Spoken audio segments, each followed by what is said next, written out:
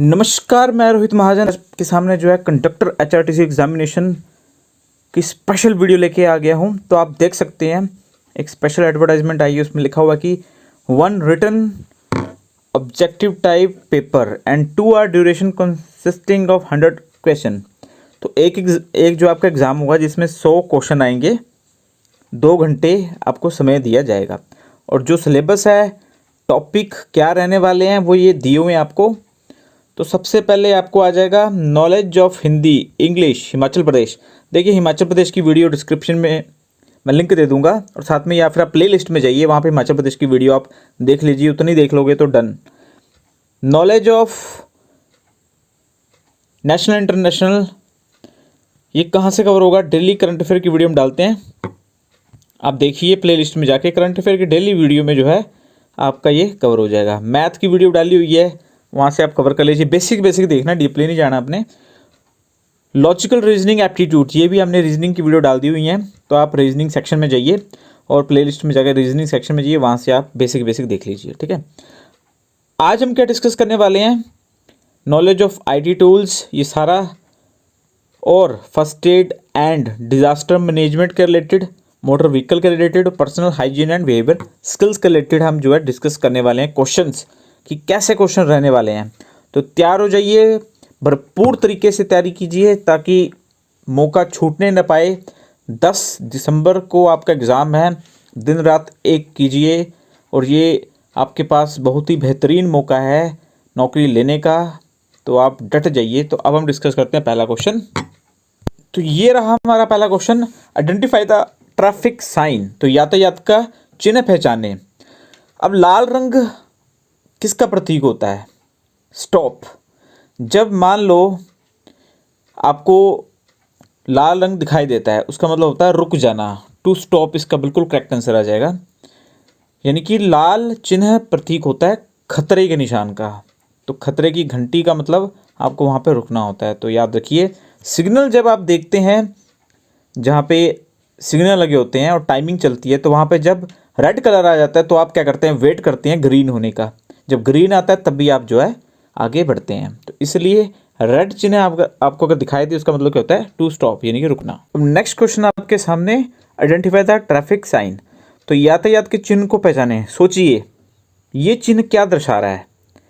कि आप पैदल चल रहे हैं। ठीक है, बंदा आपके सामने दिख रहा है और एक छोटा सा रास्ता दिखाई दे रहा है, तो इसका मतलब होता है कि आप जो है पगडंडी पे पैदल चल रहे हैं। तो बी ऑप्शन करेक्ट आंसर आ जाएगा। पैदल पार पथ means pedestrian crossing, B option. तो ये रहा नेक्स्ट क्वेश्चन आपके सामने। तो यातायात का चिन्ह पहचान, आइडेंटिफाई द ट्रैफिक साइन। तो देखिए, ये साइन क्या आपको दिखा रहा है? अगर मान लो आगे रास्ता आपको नहीं दिख रहा, या फिर और ये चिन्ह क्या आपको दिखा रहा है? कि टर्न हुआ है, टर्न, यानी कि ये रास्ता जो है मुड़ गया है, यानी कि या फिर खतरनाक मोड़ है जहाँ पे ये चिन्ह लगाया हुआ है, या फिर किसी चीज़ की क्रॉसिंग है। तो इसका मतलब ए ऑप्शन करेक्ट आंसर आ जाएगा। ओवरटेक प्रोहिबिटेड, यानी कि ओवरटेक करना मना है। तो आपको जब भी ये चिन्ह दिखे, इसका मतलब आपको जो है ओवरटेक नहीं करना है। तो ये रहा नेक्स्ट क्वेश्चन आपके सामने, आइडेंटिफाई द ट्रैफिक साइन, यातायात के चिन्ह को पहचाने। तो ये देखिए, इस चिन्ह में आपको दिख रहा है पुल टाइप बना, कुछ पुल टाइप बना है ना। तो इसका मतलब आगे जो है छोटा सा कोई पुल है, यानी कि नैरो ब्रिज अहेड, आगे संकरा पुल है। तो डी ऑप्शन इसका करेक्ट आंसर आ जाएगा। जब आपको पुल दिख रहा है तो सिंपल सी बात है, नैरो ब्रिज अहेड इसका राइट आंसर आ जाएगा। तो ये रहा नेक्स्ट क्वेश्चन आपके सामने, we should drive on dash of the road. हमें सड़क के बाईं ओर गाड़ी चलानी चाहिए। तो बिल्कुल जी, बी ऑप्शन इसका जो करेक्ट आंसर आ जाएगा। तो याद रखिए, जब हम हमेशा चलते हैं बाईं ओर चलते हैं, यानी कि लेफ्ट साइड चलते हैं। अगर हमने किसी को ओवरटेक करना है, मान लो आप ये चल रहे हो और आगे कोई गाड़ी है, चल तो आप बाईं ओर रहे हो, पर अगर आपने ओवरटेक करना है तो आपने ऐसे ओवरटेक करना है। तो बिल्कुल जी, हम राइट साइड से ओवरटेक करते हैं और चलते हैं हमेशा बाईं ओर है। तो बी ऑप्शन हमारा करेक्ट आंसर आ जाएगा। तो ये रहा नेक्स्ट क्वेश्चन आपके सामने, जब भी आपको ये चिन्ह दिखाई दे, तो सबसे पहले आपको थोड़ी डायरेक्शन क्लियर होनी चाहिए। प्लेलिस्ट में जाइए, रीजनिंग सेक्शन में जाइए, वहाँ डायरेक्शन का चैप्टर देखिए, दिशा और दूरी का। तो याद रखिए, ये होती है राइट साइड, ये होती है लेफ्ट साइड। ठीक है, तो ये चिन्ह किस साइड है? इस साइड। इसका मतलब बाएं मुड़ना अनिवार्य यानी compulsory left turn, C option इसका जो है करेक्ट आंसर आ जाएगा। ठीक है, अगर इसके अपोजिट होता तो आपका दाएं मुड़ना कंपल्सरी हो जाना था, तो यानी टेक अ राइट टर्न। तो यानी कि इसका सी ऑप्शन करेक्ट आंसर आ जाएगा, कंपल्सरी लेफ्ट टर्न। तो ये रहा नेक्स्ट क्वेश्चन आपके सामने, which of the following are the technique used in first aid, प्राथमिक चिकित्सा में निम्नलिखित में से कौन सी तकनीक का उपयोग किया जाता है। तो बिल्कुल ये फर्स्ट एड की ट्रेनिंग आपने की हुई है सभी ने, तो आपको निश्चित ही ये क्वेश्चन का आंसर आता होगा। तो फर्स्ट एड में आपने क्या सीखा, ड्रेसिंग कैसे की जाती है अगर किसी को लग जाए, यानी कि मान लो किसी को जख्म आ गया, उसके ऊपर कैसे दवाई लगाई जाती है, कैसे पट्टी की जाती है, ये आपने सीखा है। ड्रेसिंग जब करते हैं उसके ऊपर पट्टी होती है ना, और अगर ज़्यादा लग जाए तो उसको परिवहन तकनीक से हॉस्पिटल भी ले जाना कंपल्सरी होता है। तो डी ऑप्शन करेक्ट आंसर आ जाएगा, ऑल ऑफ दीज, ये सारी चीज़ें आपको करनी ही पड़ती हैं। बिल्कुल जी, प्रीवियस ईयर क्वेश्चन है, 100% आपको एग्जाम में दिखेंगे। तो नेक्स्ट क्वेश्चन है, N efficient dressing should be, Kusal dressing dash होनी चाहिए। तो बिल्कुल जी, जब भी हम कोई भी नरम पट्टी करते हैं, ठीक है, तो बिल्कुल साफ़ सफाई का ध्यान रखते हैं कि उसमें कोई बैक्टीरिया ना हो। पहले हम उसको जैसे साफ़ करते हैं जख्म को, ठीक है, आप साफ़ कैसे करते हैं, कॉटन के साथ हाइड्रोजन पेरोक्साइड लगा के भी हम जो है जख्म साफ़ कर सकते हैं। तो उससे क्या होता है, जितने भी मिट्टी कण कीटाणु होते हैं वो साफ़ हो जाते हैं। ठीक है, और उसके बाद हम बेटाडीन लगा के फिर नरम पट्टी कर सकते हैं, यानी कि साफ़ सफाई का ध्यान होना बड़ा ज़रूरी है। तो जर्म फ्री यानी कि रोगाणु मुक्त, ऑप्शन बी बिल्कुल करेक्ट आंसर आ जाएगा। तो रोगाणु मुक्त एक कुशल ड्रेसिंग होनी चाहिए। तो नेक्स्ट क्वेश्चन आपके सामने, what do you do for small cuts, छोटे कट के लिए आप क्या कर सकते हैं। तो बिल्कुल जी, देखिए अभी आपको मैंने पिछले क्वेश्चन में बताया, तो सबसे पहले आपने क्या करना है, जख्म को साफ़ करना है। डिटॉल से साफ़ कीजिए, हाइड्रोजन पेरोक्साइड से साफ़ कीजिए, साबुन से साफ़ कीजिए, पानी से साफ़ कीजिए, किसी भी चीज़ से आप साफ़ कीजिए। ठीक है, या फिर आपके पास सैनिटाइज़र से साफ़ कीजिए।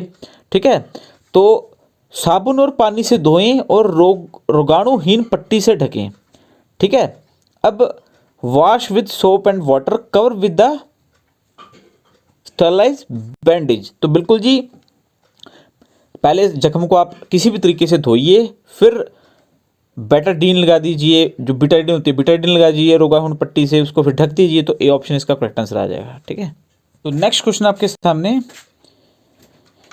What do you have to do when a passenger has no breathing? जब किसी यात्री को सांस नहीं आ रही है तो आपको क्या करना चाहिए। तो बिल्कुल जी, ए ऑप्शन करेक्ट आंसर आ जाएगा, स्टार्ट सीपीआर इमीडिएटली, तुरंत सीपीआर शुरू करें। तो सबसे पहले आपको पता होना चाहिए सीपीआर की फुल फॉर्म क्या होती है। देखिए, हार्ट की स्टडी को क्या बोलते हैं हम, कार्डियोलॉजी। ठीक है, तो कार्डियो पल्मोनरी रिस्वेशन, तो आपको ये प्रोसेस 30 टाइम लगातार रिपीट करना होता है, और आपको ये भी पता होना चाहिए कि पंप कैसे करते हैं। ठीक है, तो इस प्रकार जो है आप किसी यात्री को अगर सांस नहीं आ रही है तो सीपीआर से आप उनकी जो है रक्षा कर सकते हैं। तो आपने जब फर्स्ट एड की तब आपको जो है डॉक्टर्स ने ये चीज़ सिखाई होगी, ठीक है, कि कैसे सीपीआर करते हैं। अगर नहीं आपको पता है तो सीख लीजिए, क्योंकि ये चीज़ आपके लिए महत्वपूर्ण रहने वाली है। तो आपको ये भी पता होना चाहिए कि धड़कन 1 मिनट में कितने टाइम धड़कती है, तो 72 टाइम जो है धड़कती है।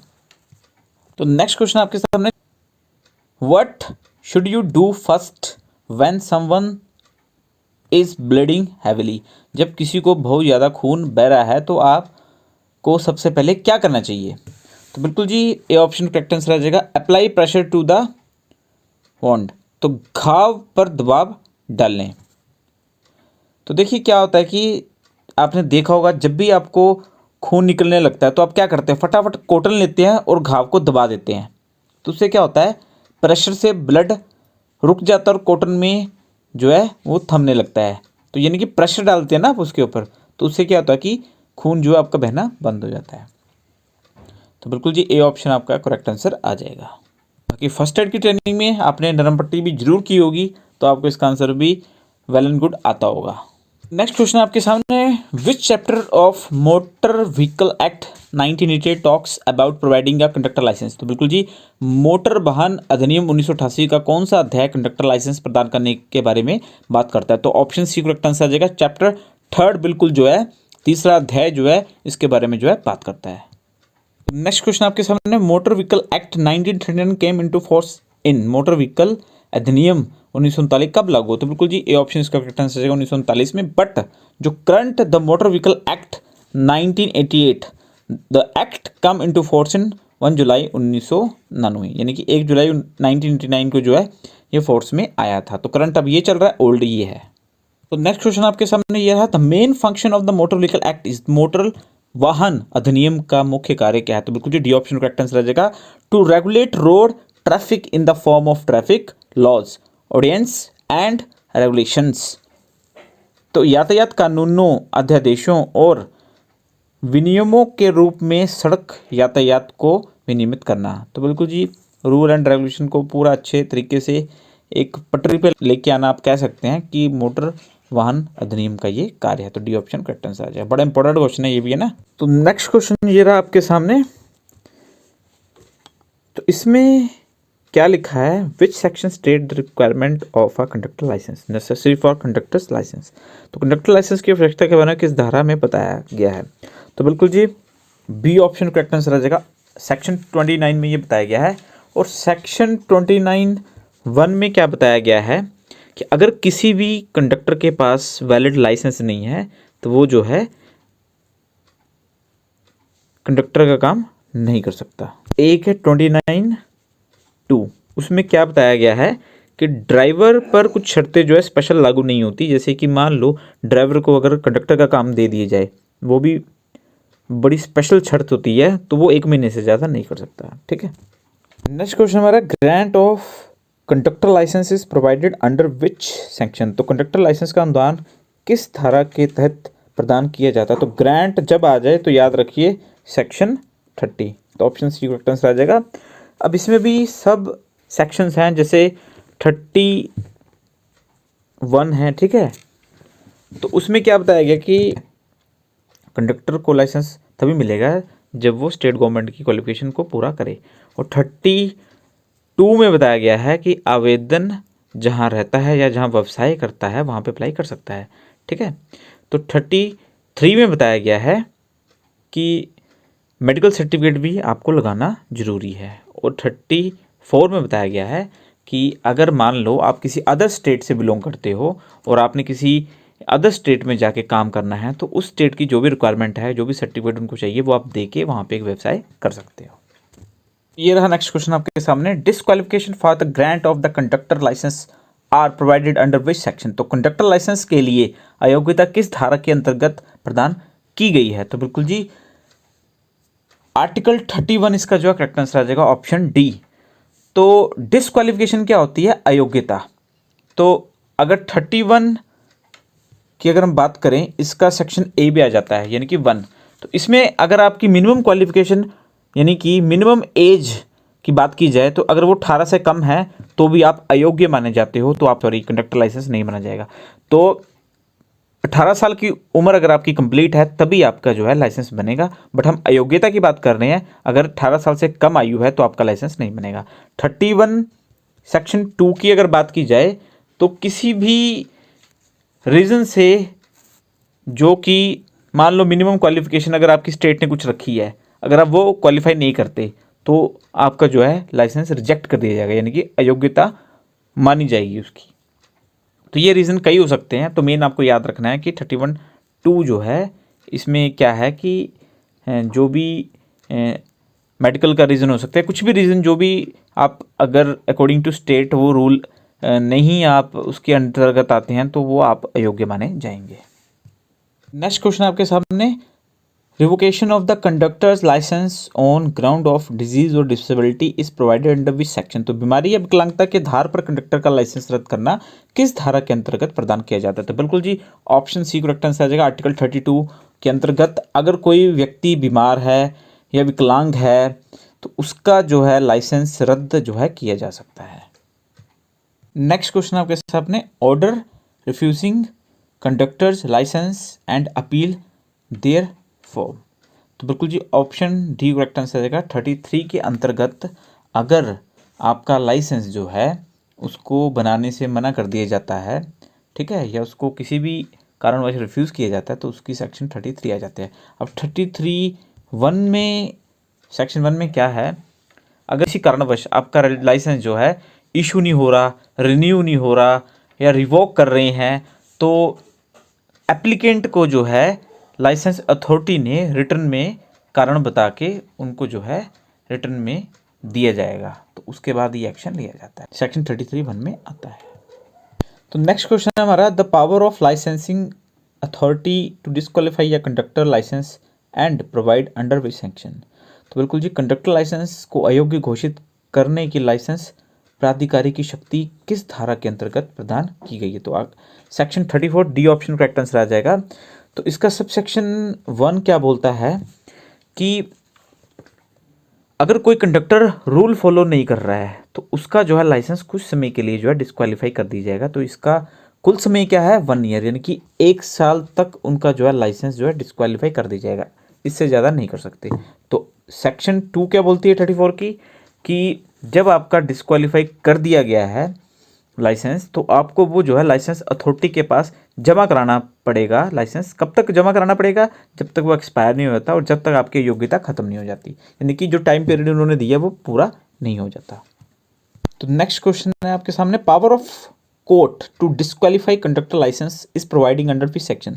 तो कंडक्टर लाइसेंस को अयोग्य घोषित करने के लिए न्यायालय की शक्ति की किस धारा के तहत प्रदान की गई है। तो बिल्कुल जी, सेक्शन 35 के अंतर्गत जो है कोई भी कानून यानी कि कोर्ट आपका जो है लाइसेंस को अयोग्य घोषित कर सकती है। मान लो अगर आपने कोई अपराध किया है, उस कंसर्न में ही न्यायालय जो है आपका लाइसेंस जो है वो डिस्क्वालीफाई कर सकती है। तो यानी कि सेक्शन 35 के अंतर्गत ये आता है। तो नेक्स्ट क्वेश्चन आपके सामने, राष्ट्रीय आपदा प्रबंधन प्राधिकारी का पदेन अध्यक्ष कौन होता है। तो ex officio chairman of the national disaster management authority is. तो बिल्कुल जी, प्राइम मिनिस्टर। तो जो भी करंट आपके प्रधानमंत्री होंगे वो जो है एक्स ऑफिशियो चेयरमैन होंगे, यानी कि राष्ट्रीय आपदा प्रबंधन प्राधिकरण के अध्यक्ष होंगे, यानी कि इस टाइम पे प्रधानमंत्री नरेंद्र मोदी जी हैं तो वो हैं डिजास्टर मैनेजमेंट के अथॉरिटी। ठीक है जी। तो नेक्स्ट क्वेश्चन है हमारा, the disaster management act was enacted इन। तो आपदा प्रबंधन अधिनियम कब बनाया गया। तो बिल्कुल जी, ऑप्शन डी करेक्ट आंसर आ जाएगा, 2005 में बनाया गया। कुछ और बातें आपको ध्यान रखनी है कि जो डिजास्टर मैनेजमेंट कौन सी बॉडी है, तो ये स्टैट्यूटरी बॉडी है। ठीक है, और साथ में एक्ट तो आपको पता लग गया 2005 है, और ये लागू कब किया गया, सितंबर 2006 में भारत सरकार द्वारा ये लागू किया गया। उसका मेन ऑब्जेक्टिव क्या होता है, जो भी प्राकृतिक आपदा यानी कि भूकंप होंगे, बाढ़ आ गई, जैसे अभी हिमाचल प्रदेश में आपने देखा होगा कि बाढ़ आ गई काफ़ी है ना, भूकंप आया, तो जहाँ भी भूकंप और बाढ़ आ जाए, कोई भी नेचुरल डिजास्टर हो जाए, ठीक है, या मानव निर्मित डिजास्टर हो जाए, उसका निपटारा डिजास्टर मैनेजमेंट द्वारा किया जाता है। तो ये रहा नेक्स्ट क्वेश्चन आपके सामने, the national institute of disaster management और NIDM वाज प्रीवियसली नेम। तो राष्ट्रीय आपदा प्रबंधन संस्था या NIDM, तो इसकी फुल फॉर्म भी आपको पेपर में जरूर आएगी। तो national institute of disaster management इसकी फुल फॉर्म है। तो इसका पहले नाम क्या था, तो डी ऑप्शन करेक्ट आंसर आ जाएगा। तो बिल्कुल जी, इसका पहले नाम क्या था, national centre of disaster management, यानी कि राष्ट्रीय आपदा प्रबंधन केंद्र, national centre of disaster management. तो ये याद रखिए, NCDM ये था इसका पहले जो है नाम था। तो अब ये जो पहले नाम था ये 1995 एक्ट के थ्रू जो है रखा गया था, जो अब नाम है ये 2005 के एक्ट के थ्रू रखा गया है। तो ये रहा नेक्स्ट क्वेश्चन आपके सामने, which section of the disaster management act of 2005 empowers the governor of the state to establish state disaster management authority. तो राष्ट्रीय प्रबंध अधिनियम 2005 की कौन सी धारा राज्य के राज्यपाल को राज्य आपदा प्रबंध प्राधिकरण स्थापित करने का अधिकार देती है। तो बिल्कुल जी, सेक्शन 14 के अंदर जो है राज्यपाल को ये अधिकार दिया जाता है। ठीक है, गवर्नर को, जो भी आपके स्टेट का होता है उनको दिया जाता है। तो कमेंट करके बताइए अभी हिमाचल के करंट गवर्नर कौन है। तो डेली हम करंट अफेयर की वीडियो में डिस्कस करते रहते हैं। तो नेक्स्ट क्वेश्चन आपके सामने, the national institute of disaster management is located at. तो राष्ट्रीय आपदा प्रबंधन संस्थान कहाँ स्थित है, तो बिल्कुल जी दिल्ली में ये है स्थित। ये क्वेश्चन मैंने आपको पहले भी बता दिया कि national disaster management authority was initially constituted as. तो राष्ट्रीय आपदा प्रबंध प्रबंधन प्राधिकरण का गठन प्रारंभ में डैश के रूप में किया गया था। तो बिल्कुल जी सी ऑप्शन करेक्ट आंसर आ जाएगा। एक वैधानिक निकाय यानी कि स्टैट्यूटरी बॉडी होती है ये, तो याद रखिए। तो नेक्स्ट क्वेश्चन है, who among the following was prime minister when disaster management act 2005 was passed by the parliament. जब आपदा प्रबंधन अधिनियम 2005 संसद द्वारा पारित किया गया तब निम्न में से कौन प्रधानमंत्री था। तो बिल्कुल जी अटल बिहारी वाजपेयी का जो करंट आंसर आ जाएगा। तो आपको पता होना चाहिए 2005 में कौन प्राइम मिनिस्टर था। तो अभी कमेंट करके बताइए कि प्रधानमंत्री नरेंद्र मोदी कौन से नंबर के प्राइम मिनिस्टर है। नेक्स्ट क्वेश्चन आपके सामने, Odisha often faces natural disaster due to. तो उड़ीसा अक्सर के कारण प्राकृतिक आपदाओं का सामना करता है। तो बिल्कुल जी साइक्लोन यानी कि चक्रवात इसका जो है सही आंसर आ जाएगा। तो सेम एज इट इज अगर क्वेश्चन आपके पास आ जाए, हिमाचल में जो है अभी करंट 2023 में डैश के कारण प्राकृतिक आपदाओं का सामना करना पड़ा। तो बिल्कुल जी, तो इसका बी ऑप्शन करेक्ट आंसर आ जाएगा कि वर्षा अधिक होने के कारण जो है हिमाचल को जो प्राकृतिक आपदाओं का सामना करना पड़ा। अब देखिए, किसी तूफान को हम साइक्लोन या चक्रवात का नाम क्यों देते हैं। अगर इसकी स्पीड 34 नॉटिकल माइल पर आर से बढ़ जाती है, 34 माइल पर आर से अगर बढ़ जाती है ना, तो इसको हम जो है चक्रवात का नाम देते हैं। तो अगर मान लो ये 74 माइल पर आर हो गई, ठीक है, यानी कि 34 से अब कितनी भी होगी तो उसको हम चक्रवात का नाम दे देते हैं। तो स्पेशल नाम देना पड़ता है। तो नेक्स्ट क्वेश्चन आपके सामने, what kind of natural disaster is a blizzard.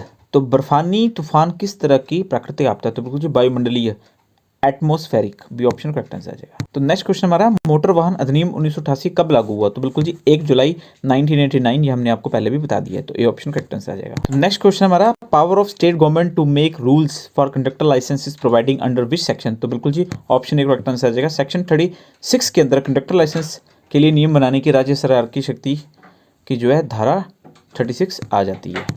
तो नेक्स्ट क्वेश्चन आपको आएगा एग्जाम में 100% आएगा कि वेबसाइट का नाम बताइए HRTC का। तो www.hrtchp.com इसका जो है करेक्ट आंसर आ जाएगा। ठीक है, तो ये याद रखिएगा। बाकी HRTC बस में कौन कौन से कार्ड चलते हैं। स्मार्ट कार्ड होता है जिसमें आपको जो है देखिए, एक स्मार्ट कार्ड होता है, ग्रीन कार्ड होता है, एक सम्मान कार्ड होता है, एक येलो कार्ड होता है, एक सिल्वर कार्ड होता है।